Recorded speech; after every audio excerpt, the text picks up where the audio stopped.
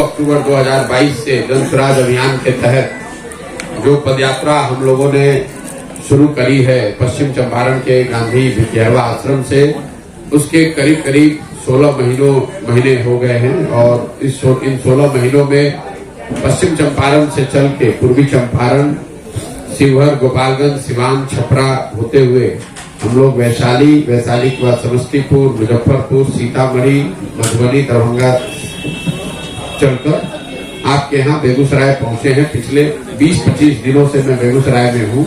अभी 30 तारीख तक मैं बेगूसराय में रहूंगा। इसके बाद यहाँ से खगड़िया जाऊंगा। पदयात्रा के जो 3 मुख्य उद्देश्य हैं, पहला उद्देश्य ये है कि बिहार में जो गरीबी, बेरोजगारी, पिछड़ापन, भुखमरी है, उसकी जो मूल वजह है उस विषय में समाज को जागृत किया जाए, समाज को बताया जाए। हमारी अपनी समझ, अपना जो मेरा अनुभव है 15-20 साल का, उसके नजरिए से मैं ऐसा समझता हूं कि बिहार में जो गरीबी, पिछड़ापन है, इसकी मूल वजह यह है कि यहाँ पर जो लोगों की समस्याएं हैं, जिन वजह से लोग अपनी जिंदगी में बेहतर नहीं कर पा रहे हैं, उन वजहों को लोग जानते हैं। यहाँ शिक्षा नहीं है, रोजगार नहीं है, सड़क नहीं है, इन बातों को लोग जानते हैं। बड़ा भ्रष्टाचार है। लेकिन मुख्य दिक्कत यह है कि वो जानने के बाद, वो झेलने के बाद जब लोग वोट करने जाते हैं तो उन विषयों पर वोट नहीं करते हैं। बिहार एकमात्र शायद ऐसा राज्य होगा जहां इन सारी समस्याओं के बावजूद लोग वोट जाति के आधार पर या धर्म के आधार पर या लालू जी के डर से भाजपा को, भाजपा के डर से लालू जी को वोट करते हैं। तो पदयात्रा का पहला उद्देश्य यही है कि गांव-गांव जाकर लोगों को ये समझाया जाए कि अगर आपको बिहार की गरीबी, अपने पिछड़ापन से निकलना है तो उसका एक ही उपाय है, वोट आप चाहे जिस दल को दें, जिस नेता को भी दें, वोट आप अपनी समस्याओं और अपने बच्चों के भविष्य के लिए दें, तभी वो सुधार हो सकता है, वरना सुधार होगा नहीं। इसीलिए पदयात्रा में सुबह से शाम तक हम लोग कम से कम 5, 7, 8 जगहों पर छोटी छोटी नुक्कड़ सभाओं में 500, 700, 800, 200, 300 जितने लोग आते हैं उन लोगों को ये बताते हैं कि क्या करने से उनकी जिंदगी बेहतर हो सकती है। और ये जो उनको सुझाव दे रहे हैं कि आपको वोट जिसको देना है दीजिए, लेकिन वोट आप अपनी समस्याओं और अपने बच्चों के भविष्य के लिए दीजिए। दूसरा जो पदयात्रा का उद्देश्य है कि बिहार में आधे से ज्यादा लोग ऐसा मानते हैं कि बिहार में एक नए दल और विकल्प की जरूरत है, क्योंकि विकल्प और दल के अभाव में लोगों को भाजपा के डर से लालू के डर से भाजपा को वोट देना पड़ता है। तो बिहार में एक नया दल बने ताकि लोगों को मजबूरी में गलत दल और नेताओं को वोट न देना पड़े। ये पदयात्रा का दूसरा उद्देश्य है कि गांव-गांव चलकर समाज के लोग के बीच से ऐसे लोगों को चुनकर निकाला जाए जो कि एक नया दल बनाना चाहते हैं, उनकी मदद की जाए ताकि वो दल बने। और वो दल जब बने तो वो किसी व्यक्ति, किसी जाति, परिवार का दल ना हो, बल्कि बिहार के उन सारे लोगों का दल हो जो लोग इस व्यवस्था को बनाना चाहते हैं। तो पदयात्रा का ये दूसरा उद्देश्य है। तीसरा उद्देश्य ये है कि अगर लोगों के बात समझ में आ रही है, लोग वोट अपने और अपने बच्चों के भविष्य के लिए करें, उनके सामने एक बेहतर लोगों का दल, विकल्प भी हो, तो भी बिहार की समस्या तब तक नहीं सुलझ सकती है जब तक इसके लिए एक सोची समझी योजना न हो। तो पदयात्रा का तीसरा उद्देश्य है कि बिहार के हर एक पंचायत का आने वाले 10 साल की योजना बनाना, ताकि हर पंचायत की जमीनी हकीकत को, जमीनी परेशानियों को देखकर, समझकर, वहां के लोगों से बातचीत करके एक ऐसी योजना बनाई जा सके ताकि हर अगले 10 आने वाले सालों में हर पंचायत में बच्चों के पढ़ने के लिए अच्छी व्यवस्था हो, 800 से 1200 नए रोजगार के अवसर बनाए जाएं, और पंचायत के स्तर पर जो खेती होती है गांव देहात में, उस खेती को खाने वाली खेती के बजाय उसको कमाने वाली खेती बनाई जाए। तो ये पदयात्रा के 3 उद्देश्य हैं।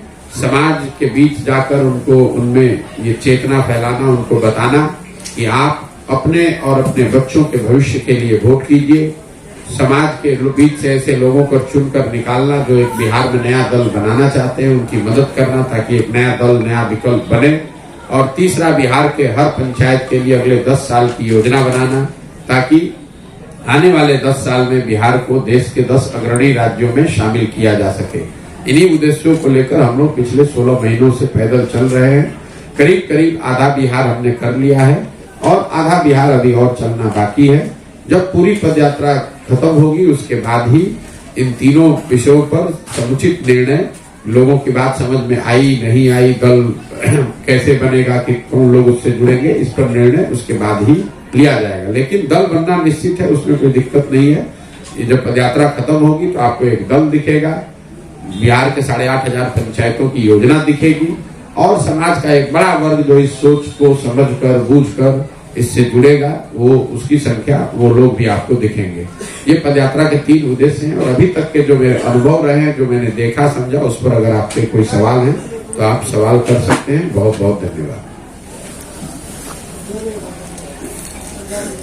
सर, लोग इस कार्यक्रम को लेकर के अब ये सवाल खड़ा करने लगे हैं कि इतनी बड़ी राशि कहां से जनस्वराज ला रहे हैं। ये सवाल आज से नहीं खड़ा हो रहा है, ये तो जब से हम चले हैं तब से कुछ लोग ये सवाल जरूर पूछते हैं और पूछना भी चाहिए कि भाई इतने बड़े अभियान के लिए पैसा कहाँ से आता है। और पहले दिन से ये बात कैमरे पर ही मैं बता रहा हूँ कि प्रशांत किशोर, मैंने 10 बरस में जो काम पहले किया है और कई राज्यों में लोगों को, नेताओं को, दलों को जीतने में हमने उनकी मदद की है। तो जिन लोगों की हमने मदद की है उनसे पैसा लिया नहीं, तो आज उनसे वो मदद ले रहे हैं कि भाई बिहार में एक प्रयास कर रहे हैं, इस प्रयास में आप भी मदद कीजिए। और 5-6 राज्यों में जहां पर भी हमने काम किया, जहां लोग चुनाव जीते, वहां सरकार चला रहे हैं, वहां पर एक बहुत बड़ी संख्या में ऐसे लोग हैं जिन्होंने मेरा काम देखा है, जो प्रशांत किशोर को जानते हैं, वो लोग मदद कर रहे हैं। मदद इसलिए कर रहे हैं कि बिहार देश का सबसे गरीब और पिछड़ा राज्य है। बिहार में लोगों से मदद इसलिए नहीं ले रहे हैं क्योंकि यहाँ पर अगर पैसे वाले लोग मदद करेंगे तो अपने हिसाब से उस व्यवस्था को चलाने का प्रयास करेंगे। तो जो इस अभियान का लक्ष्य है कि समाज में जो सबसे बेहतर व्यक्ति हैं, चाहे वो गरीब हो, अमीर हो, अगड़े हो, पिछड़े हो, हिंदू हो, मुसलमान हो, उनके पृष्ठभूमि को न देखकर उनके जज्बे को, उनकी काबिलियत को, उनके चरित्र के आधार पर उनको चुना जाए, उनको आगे बढ़ाया जाए। इसीलिए इस अभियान में बिहार के स्तर पर पैसा उगाही नहीं होती है। इसमें पैसा उन लोग, मेरा जो 10 बरस का काम है, जिन लोगों ने मेरा काम देखा है, जिनको इस मेरे काम की वजह से, मेरे सहयोग से लाभ मिला है, उनसे मदद ले रहे हैं और इस काम को कर रहे हैं। सर, कहीं ऐसा तो नहीं है कि नीतीश जी के प्रचार प्रसार के लिए आप लोग इस तरह से काम कर रहे हैं? हम सुबह से शाम तक बैठ के सरकार की कमियों पर बात कर रहे हैं और इससे नीतीश कुमार का प्रचार हो रहा है। देखिए, ऐसा है, बिहार में 2 जो मुख्य धारा वाले दल हैं, एक आरजेडी, नीतीश कुमार, आरजेडी और महागठबंधन, नीतीश कुमार का तो कोई भरोसा नहीं है कब किधर रहेंगे। एक और आरजेडी है और एक और भाजपा है। ये दोनों बीच में नीतीश कुमार हैं, कभी भाजपा के साथ, कभी आरजेडी के साथ। इन दोनों धाराओं के दलों को बिहार में मुफ्त में वोट लेने का आदत लग गया है, जिसको मुफ्तखोरी कहते हैं। भाजपा को बड़ी संख्या में ऐसे लोग वोट दे देते हैं जिनको भाजपा से कोई लगाव नहीं है, जो भाजपा के उम्मीदवारों के प्रति कोई सिंपैथी नहीं रखते, उनको भाजपा के विचारधारा में यकीन नहीं है, भाजपा के कार्यक्रमों से, नेताओं से वो प्रभावित नहीं है। वो सिर्फ इसलिए भाजपा को वोट देते हैं क्योंकि वो लालू यादव को वोट नहीं दे सकते। यही हाल कमोबेश समाज के 20-25% ऐसे लोगों का है जो कि भाजपा को वोट नहीं कर सकता है। मान लीजिए आप मुस्लिम समुदाय के व्यक्ति हैं, तो आपके गांव में काम हुआ कि नहीं, आपके विधायक ने काम किया कि नहीं, सरकार ने काम किया या न किया, आप भाजपा को तो वोट नहीं कीजिएगा।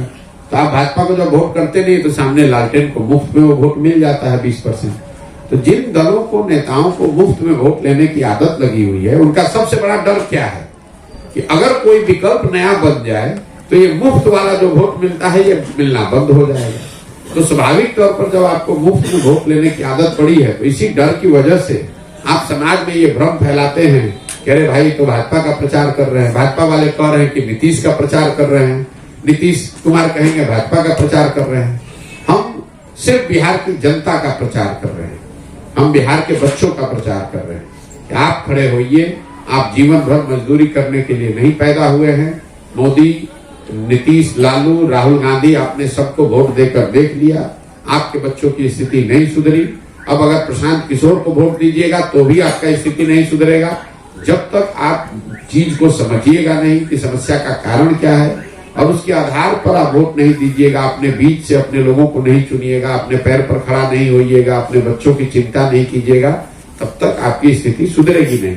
यही पूरे अभियान का मुख्य उद्देश्य है। इसी को लेकर पिछले 16 महीने से प्रयास कर रहे हैं। क्या जो प्रशांत किशोर बिहार के पड़ोसी राज्य में जाकर के जिन नेताओं को या जिन पॉलिटिकल पर्सन को अपने मदद किया है और आज वो मदद कर रहे हैं। नहीं, मदद कोई नेता नहीं करता है।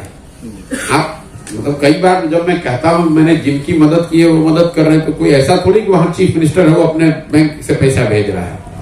जब आप किसी राज्य में एक व्यवस्था को बनाने में कंधा लगाते हैं तो उस राज्य में बहुत सारे लोग हैं जिनके पास साधन है, जो साधन संपन्न लोग हैं, जिन्होंने काम देखा है, जो मुझे जानते हैं, जो मेरे काम को जानते हैं, वो लोग मदद करते हैं। ऐसा नहीं है कि कोई मुख्यमंत्री मदद कर रहा है। लेकिन मान लीजिए कि आंध्र प्रदेश में 10 लोग हैं जिन्होंने 50-50 लाख रुपया का आपको चेक दिया, क्योंकि उन्होंने देखा है आंध्र प्रदेश में मैंने काम किया है, तो आपके पास 5 करोड़ रुपया हो गया काम करने के लिए। वो कोई एक व्यक्ति की बात नहीं है। सर जिन लोगों का आप रणनीतिकार रहे आज उनके विरोध में बिगुल फूक रहे हैं। नहीं, ये आपकी सोच है। हम ना किसी के पक्ष में है ना किसी के विपक्ष में। बिहार में तो आप थे ना नीतीश कुमार के। भैया नीतीश कुमार क्यों, हमने 14 में मोदी का भी अभियान हमने चलाया, यही बात मैं नीतीश कुमार का भी चलाया है। लेकिन 10 बरस वो काम करने के बाद हमने ये देखा कि जो दल और नेता जीतते हैं उससे जनता का जीवन नहीं बदलता है। बिहार में 15 में हमने नीतीश कुमार की मदद की, वो चुनाव जीते। 7 निश्चय की परिकल्पना भी मैंने करवाई, बिहार विकास मिशन की स्थापना भी करवाई, लेकिन उससे तो बिहार नहीं सुधरा। तो अब अगर मान लीजिए कि हमने जो पहला प्रयास किया उससे बिहार में बेहतरी नहीं आई, तो मेरे पास 2 विकल्प है, हम हाथ पर हाथ धरे बैठ जाएं या उससे बेहतर प्रयास करने की कोशिश करें। तो मेरी नजर से उससे जो बेहतर प्रयास है वो प्रयास करने के दिशा में हम काम कर रहे हैं और अपनी जिंदगी का सब कुछ दांव पर लगाकर कर रहे हैं। सर, जन स्वराज का जो अभी संस्थापक सदस्य का अभियान चल रहा है उसमें लोग कैसे जुड़ सकेंगे? नहीं, जन स्वराज संस्थापक सदस्य आप जुड़ सकते हैं फोन करके। हमारे जो जन स्वराज का जो कार्यालय है 91-216 पर अगर आप फोन करेंगे तो फोन करके आपको संस्थापक सदस्य कैसे बनना है इसकी जानकारी मिल जाएगी और आपको संस्थापक सदस्य बनाया जा सकता है। बिहार इंटरनेट के जरिए भी आप जाकर ऑनलाइन भी रजिस्टर होकर कर सकते हैं। तीसरा, जो लोग रास्ते में कैंप में मिलते हैं वो लोग पर्ची कॉपी पे अपना लिख कर भी दे सकते हैं। तो तीनों तरीकों से लोग संस्थापक सदस्य बन सकते हैं। अभी तक जो हम लोग पदयात्रा में चले हैं हर जिले में करीब 55 से 60 हजार लोग ये जन स्वराज के संस्थापक सदस्य बन रहे हैं। बेगूसराय में भी ये नंबर 50,000 से ऊपर का ही है। बिहार में विकास को लेकर के आपके पास क्या विजन है? बिहार में विकास को लेकर विजन ये है कि जो विकास का रोजगार समेत सर बता रहा हूं, जब तक लोग नहीं समझेंगे, आप विकास की बात कर रहे हैं, जो जिनके गांव में सड़क नहीं है, जिनके गांव में पानी नहीं है, जिनके बच्चों के पास पढ़ाई नहीं है, जिनके बच्चों के पास रोजगार नहीं है, वही आदमी जब रोजगार को छोड़कर वोट दे रहा है जात के नाम पर, तो उसका विकास कैसे होगा? आप बता दीजिए। ये तो गांव में आप जाते हैं, लोग बता रहे भैया हमको सड़क नहीं है। मान लीजिए मैं अभी कल आ रहा हूँ मुस्लिम गांव से घूमकर और मुसलमान गांव के लोग कह रहे हैं कि भैया ये सड़क की हालत बहुत खराब है। तो मैं उनको ये पूछता हूँ कि बात तो ठीक है, सड़क नहीं है, सड़क बननी चाहिए, लेकिन सड़क का मंत्री कौन है? तेजस्वी यादव। आपने पहले उसको वोट दिया, उसने सड़क नहीं बनाया, फिर अगले चुनाव में उसी को जाकर वोट दीजिएगा, तो फिर सड़क कैसे बनेगी? तो जब तक आप ये राजनीतिक बंधुआ मजदूरी नहीं खत्म कीजिएगा, चाहे वो बंधुआ मजदूरी आप जात के नाम पे करते हैं, धर्म के नाम पर करते हैं, मंदिर के नाम पर करते हैं, भाजपा के डर से लालू जी का करते हैं, लालू जी के डर से भाजपा का करते हैं, कर तो रहे हैं आप राजनीतिक बंधुआ मजदूरी, क्योंकि आप काम के आधार पर वोट तो करते नहीं है। अगर भाजपा ने यहाँ कोई फैक्ट्री लगा दी होती तब आप वोट करते, वो समझ में आता, लेकिन वोट तो यहाँ पर लोग मोदी जी के नाम पर करेंगे, धर्म के नाम पर करेंगे, मंदिर के नाम पर करेंगे, तो आपके यहाँ फैक्ट्री कैसे लगेगा? जब मंदिर की बात आती है तो हाल ही में जो अयोध्या में राम मंदिर में प्राण प्रतिष्ठा हुई, आप उसको धर्म के नजरिए से देखते हैं या राजनीतिक नजरिए से? भैया मंदिर की जो प्राण प्रतिष्ठा हुई है वो तो धार्मिक अनुष्ठान ही है। करने वाले लोग जो जिन लोगों ने अनुष्ठान किया वो लोग राजनीतिक हैं। स्वाभाविक है जब इतनी बड़ी कोई घटना होती है, सो कॉल्ड वर्षों के दशकों के संघर्ष के आंदोलन के बाद अगर कोई मंदिर बना है तो उससे जुड़े हुए लोग उसका लाभ अपने अपने तरीके से सब उठाना चाहेगा। जो वहां पर बाहर दुकान चला रहा है अपना समोसा चाय बेचकर फायदा उठा रहा है, जो वहां पर रहने वाला होटल चला रहा है, होटल का रेट बढ़ाकर पैसा कमा रहा है। जो गाड़ी चला रहा है, वो गाड़ी चलाकर पैसा कमा रहा है। जो मंदिर से जुड़े हुए लोग हैं, वो उस हिसाब से कमा रहे हैं। जो राजनीतिक लोग जुड़े हुए अपनी राजनीतिक रोटी सेक कर उसका फायदा उठा रहे हैं। भगवान राम को प्रशांत किशोर किस नजर से देखते हैं? भगवान राम को किस नजर से देखते हैं, इसका तो कोई बहुत महत्व नहीं है। ये तो हमारा आंतरिक मामला है कि हम भगवान को कैसे देखते हैं। मैं बहुत रिलीजियस आदमी नहीं हूं, मेरा रिलीजन से कम स्पिरिचुअलिटी में मेरा यकीन है। हमारा मंदिरों में जाने का और वहां पर जाकर बहुत पूजा करने का बहुत मेरा स्वभाव नहीं है। भगवान में मेरी आस्था है, उसी नजरिए से हम देखते हैं उसको। दियारा के क्षेत्र में है श्रीमान, दियारा में कटाव की बड़ी समस्या है और उस कटाव को लेकर के केंद्रीय मंत्री यहाँ गिरिराज सिंह सांसद हैं। राशियां भेजी जाती हैं, काम होता है लेकिन ठीक नहीं होता है, समस्याएं ज्यों की त्यों रह जाती हैं। आज तो आप उसे देखने का भी कोशिश करें कम से कम उस स्थल तक। मेरे भाई, हम 16 महीना से देख रहे हैं। दियारा क्षेत्र सिर्फ बेगूसराय में तो है नहीं, यहाँ नदियों के कटाव का जो मामला है सिर्फ दियारा में नहीं है, नेपाल से लगता हुआ जितना बिहार का एरिया है, पश्चिम चंपारण में, शिवहर में, पूर्वी चंपारण में, मधुबनी में, जितने ये जिले हैं, वहां पर नेपाल से आने वाली नदियों की वजह से हजारों एकड़ जमीन कटती है। नदियां अपनी धारा बदल लेती हैं, उससे जमीन बर्बाद हो जाता है। तो दियारा बिहार में 13 करोड़ जो आबादी है, आपकी जानकारी के लिए बता दूं, करीब करीब 2.25 करोड़ आबादी दियारे के क्षेत्र में रहती है पूरे बिहार में। और दियारा की समस्या पटना से जो सटा हुआ दियारा है, वहां पर भी वही है जो यहाँ बेगूसराय में है। जो पटना से सटा हुआ एक दियारा, मेरे ट्विटर पे एक वीडियो है, वहां पर एक वहां के मुखिया जी ने खड़े होकर वीडियो पर यह बात कही है। पटना से 6-7 किलोमीटर दूर है। वहां किसी जमाने में कर्पूरी ठाकुर गए थे, क्योंकि कर्पूरी ठाकुर जी को अभी देश रत्न दिया गया, तो मैं आपको उदाहरण दे रहा हूँ। और कर्पूरी ठाकुर के बात को कोट करते हुए वहां के उस बूढ़े मुखिया ने कहा कि उस जमाने में कर्पूरी जी ने कहा कि इस एरिया में लोग जिंदा कैसे हैं, और वहां से लेकर आज तक उसी गांव में कोई परिवर्तन नहीं आया है। कर्पूरी तो ठाकुर दियारा पूरा बिहार ही पिछड़ा है, उसमें दियारा क्षेत्र में लोगों की और भी समस्या है। गिरिराज जी ग्रामीण विकास मंत्री हैं, यहाँ के सांसद हैं। हमको यहाँ पर बेगूसराय में चलते हुए ऐसा तो कुछ नहीं दिखा कि उनके मंत्री होने से बेगूसराय में कोई बहुत बेहतरी कहीं दिखी हो। ऐसा तो मुझे लगा नहीं, या लोगों से सुनने को नहीं मिला। कर्पूरी ठाकुर वाली बात जो सर आप बोले हैं, उसी पर पटना में नीतीश कुमार का भी बयान आया कि उनसे क्या बता रहे हैं कि परिवारवाद की राजनीति हमने नहीं सीखा। चलिए ना, नीतीश कुमार के बात को आप लोग, नीतीश कुमार जब जहां है उसके हिसाब से बात करते हैं।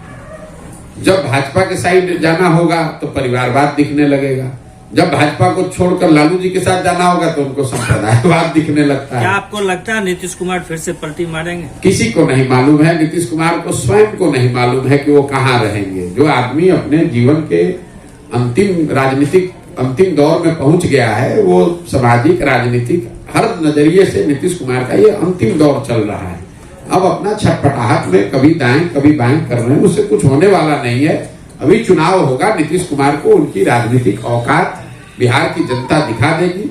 मैंने पहले कहा है, आपको फिर से दोबारा कैमरे पर कह देता हूं, आज तक मैंने अगर चुनाव को लेकर कोई भविष्यवाणी की है, बहुत मैं करता नहीं हूं, तो शायद ही कभी गलत हो सकता है, गलत नहीं होता है। बिहार के चुनाव के नजरिए से, लोकसभा के नजरिए से मैं आपको कैमरे पर बता देता हूं, महागठबंधन में नीतीश कुमार अगर चुनाव लड़ेंगे तो उनके दल जदयू को 5 सीट भी नहीं आएगा। और ये 2 महीने से हम बात कह रहे हैं, और उनके दल वाले भी समझ रहे हैं कि अगर प्रशांत किशोर कह रहा है तो 5 सीट नहीं आएगा। इसीलिए भगदड़ होनी है। अब भगदड़ में नेता भागते हैं, ताकि उसमें नीतीश कुमार भी भाग जाते हैं, इसका कोई भरोसा नहीं है। उनको वो घबराहट बिल्कुल स्वाभाविक है, उनको दिख रही है। ऊपर से कुछ भी कहें, जनता ने उनका साथ छोड़ दिया है। आप लोग खुद पत्रकार हैं, आपको मालूम है जदयू को कौन वोट देगा? कोई वोट देने वाला नहीं बचा हुआ है। तो लोकसभा से पहले अपना हाथ पांव मार के फिर कोई रास्ता निकालने का कोशिश कर रहे होंगे।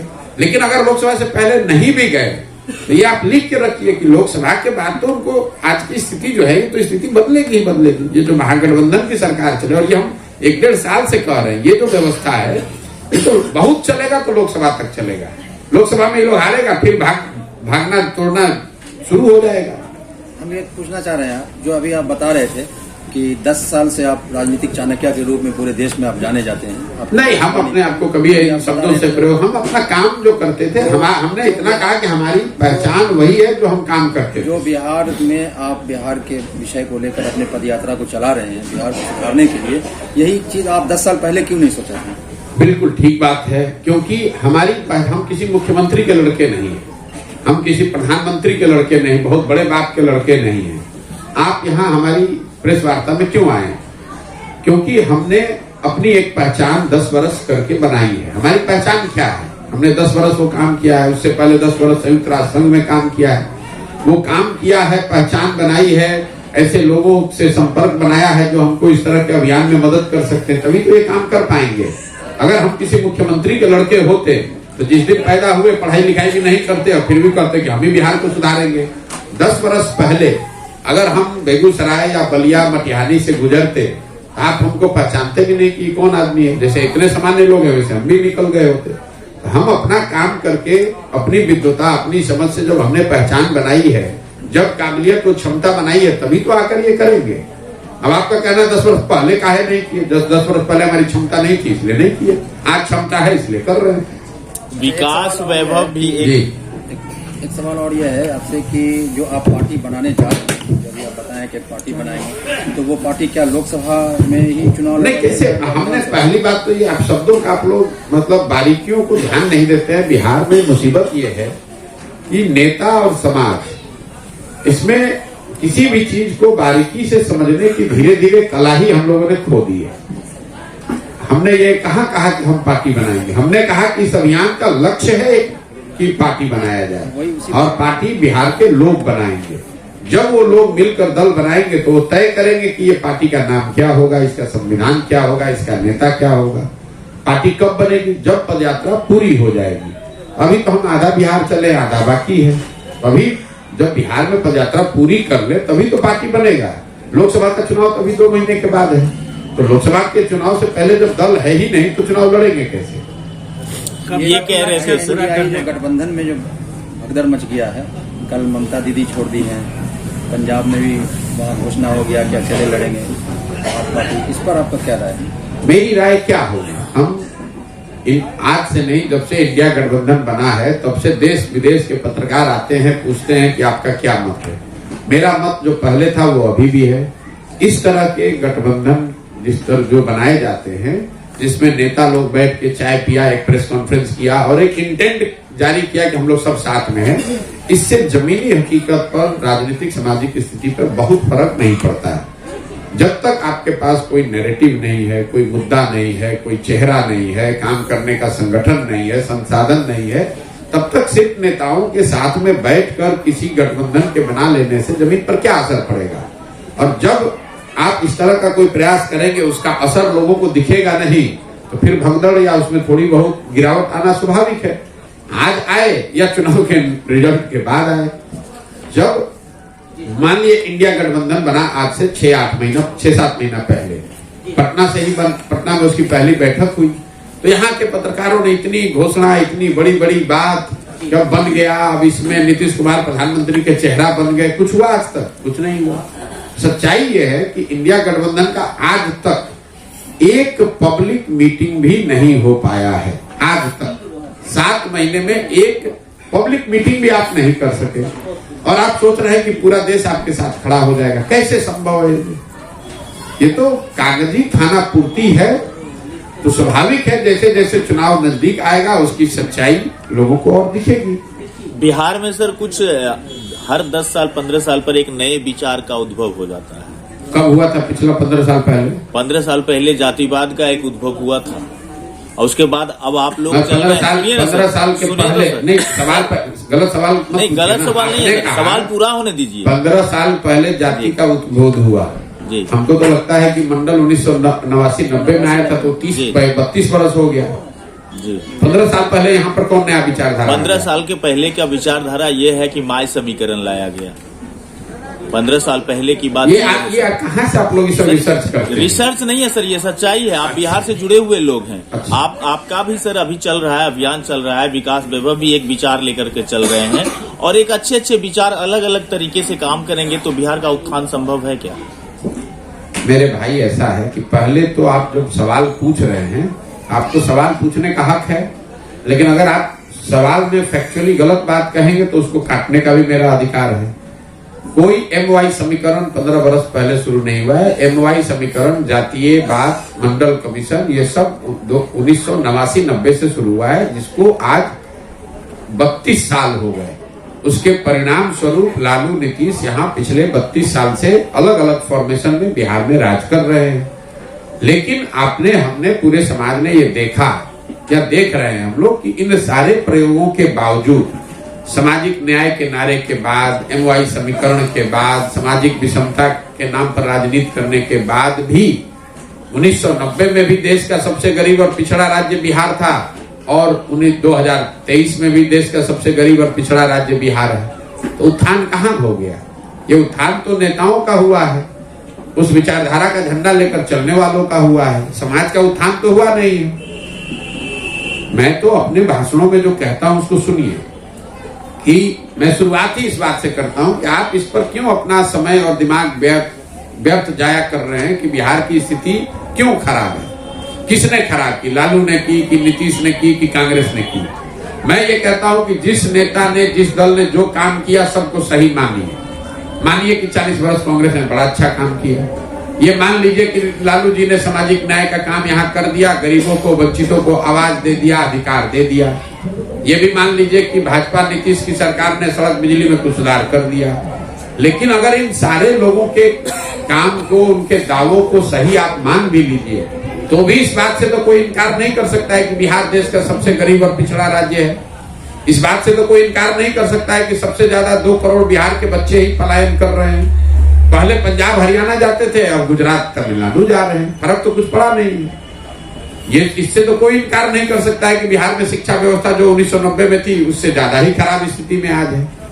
तो आपके बच्चों की शिक्षा की स्थिति सुधरी नहीं, रोजगार की स्थिति सुधरी नहीं, यहाँ इंफ्रास्ट्रक्चर सुधरा नहीं, नई फैक्ट्रियां लगी नहीं, लोगों की आय बढ़ी नहीं, कृषि में कोई आमूलचूल सुधार दिखा नहीं। तो आप चाहे जिस नेता का, जिस झंडा का, जिस विचारधारा का भी प्रचार कर लीजिए, बिहार में तो सुधार हुआ नहीं है। तो समाज को इस बात को संज्ञान लेना पड़ेगा और समाज को उसको सुधारने के लिए नए प्रयास करने होंगे।